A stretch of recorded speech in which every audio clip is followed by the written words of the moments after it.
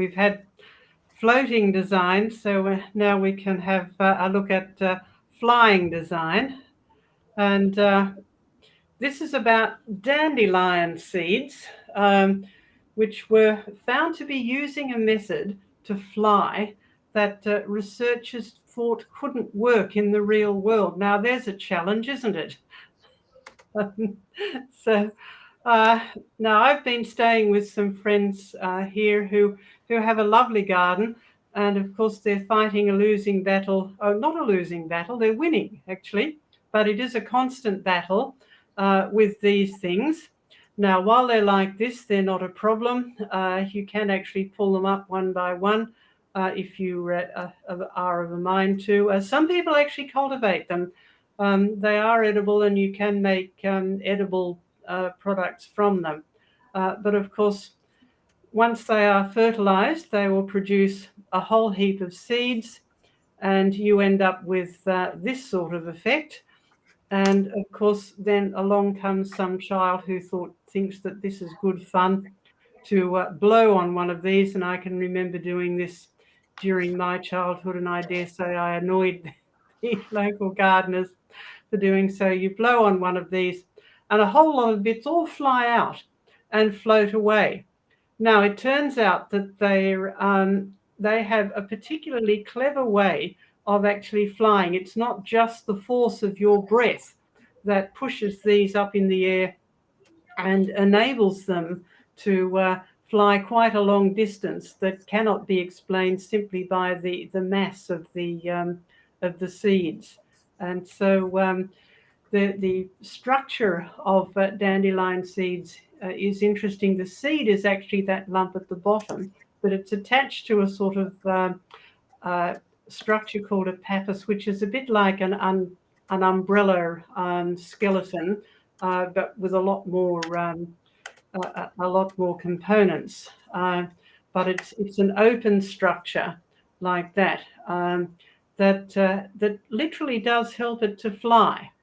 So let's come back to this statement that we reported on in our fact file, in our newsletter, and then was archived on the fact file, so you can go back and read all of the details about this.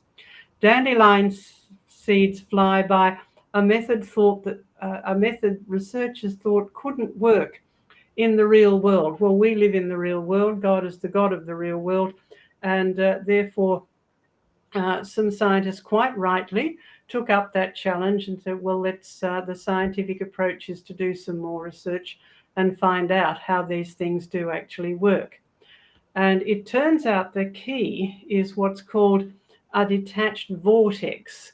Now, a vortex is simply a mass of circulating air, like a small rotating mass of air. And these are important in flying. They've been found to be important when people have studied insect flight and bird flight. They can be a help and they can be a hindrance, depending on where they are located. And it's very interesting. Modern aircraft wings, which you may have noticed, have this distinctive upswept end. That was developed because people did study, engineers did study bird flight. If we just go back to the bird here, notice the flipped up ends there. Now the bird, that's quite dynamic. It's not fixed. The birds can control that.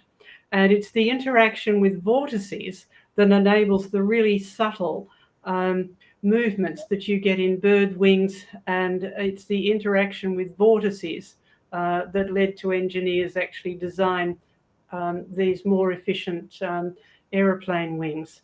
So let's go back to dandelion seeds in the real world. The reason that scientists didn't think that this method would work well was because dandelion seeds, by having work by a detached vortex. Now, with the bird wings and the aeroplane wings and insect wings, the vortex is actually attached to the part that's flying. But with dandelion seeds, it's actually a little whirlwind or a little mass of circulating air that sits above the bristles in the pappus, but is not actually attached to it, but it does follow it around. and they discover that air flowing between these bristles creates a low pressure vortex, and it moves with the pappus, with this little sort of upside down parachute type bit, but it's not attached to it. And it was thought, well, that would be just far too unstable to work in the real world, but it turns out it works very well because it was very cleverly designed, and they proved that. Now, they don't think that this was designed, but indirectly they did prove it, because they decided to say, well, maybe we can design something that works in the same way. So what they did was they built some silicone models, and they found that they varied these from just solid discs to bristly structures that were mostly open space. And surprise, surprise, they found the models that were closest to the dandelion structure were the ones that actually flew best. And the secret in getting the efficient flight was the number of openings in the disc, in other words, the amount of space, or what they called the porosity of it. And if that was even 10% off the structure of the dandelion seeds, the whole thing destabilized, and it didn't work. Right, it did become unstable and it wouldn't work. So by doing this, they have effectively proved that this needed to be designed, because they had to study this, analyze it with a wind tunnel and computer video analysis, then rebuild something out of silicone. So they had to choose a substance that would work, that had similar properties, and then actually test it again with their wind tunnel and their high-speed video in order to get it to work. So it took creative design and clever engineering to build something that worked in the same way.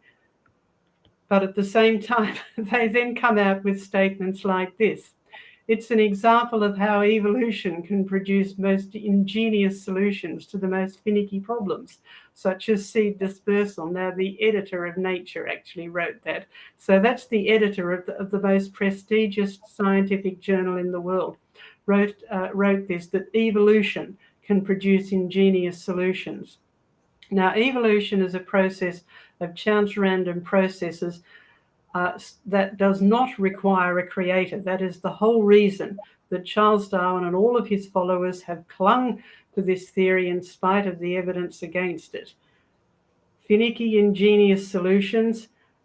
I think that ingenious solutions require an ingenious mind, just like the floating leaves in the water lily, the flying seeds. These things look like they are just passive things, but in fact, they are examples of really brilliant design.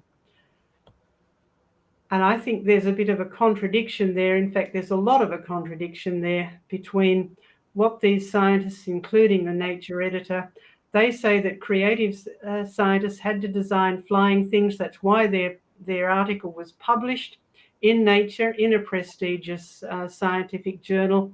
And they have done something very clever to do this.